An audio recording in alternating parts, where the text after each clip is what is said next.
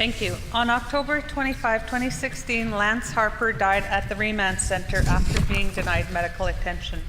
Actually, 5 people died in a span of 7 months at that time at the Remand Center. 4 of the 5 were Indigenous men. Errol Green, a 26-year-old man who was killed on May 1 after being denied epilepsy medication, was handcuffed and shackled and on his stomach after the first 2 successive seizures. What has the minister done to address this grave issue? The Honourable Minister of Justice.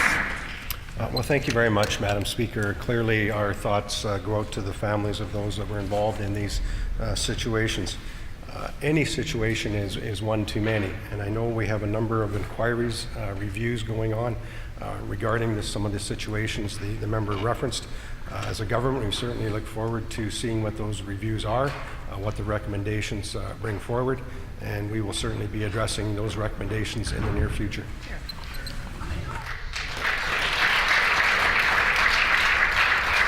The Honourable Member for Kuwait-Nook on a supplementary question.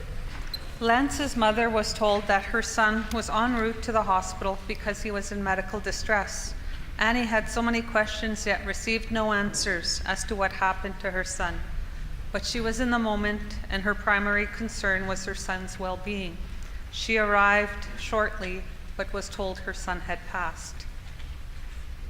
Minister, a healthy young Indigenous man in your care passed and his mother wasn't even told why or how. The investigation aside, please, what has the minister done to address this part of the issue? A reminder to members that when posing questions, that questions be directed in a third-party manner by referencing specifically the minister and directing it in a third-party manner. The Honourable Minister of Justice. Thank you very much, Madam Speaker. And I did reference my first answer. We are reviewing a number of those cases that the member did reference. Certainly through the Remand Center, I think we process about 11,000 people a year.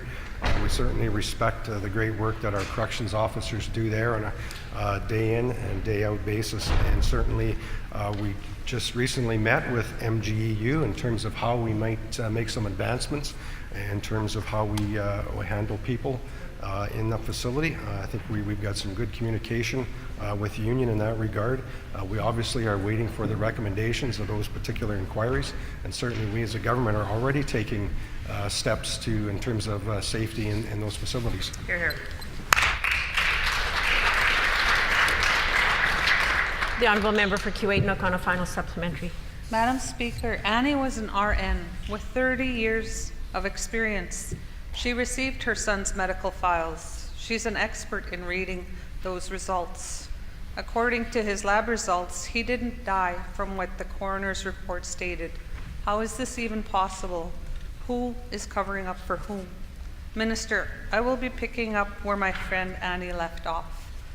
Our people want these unnecessary deaths to stop. We need answers and we need solutions. What specific processes have been put in place to ensure another death does not occur at that facility? The Honourable Minister of Justice. Thank you very much, Madam Speaker. And as I said, any incident is one too many. And certainly we want to address the situations at the Remand Center.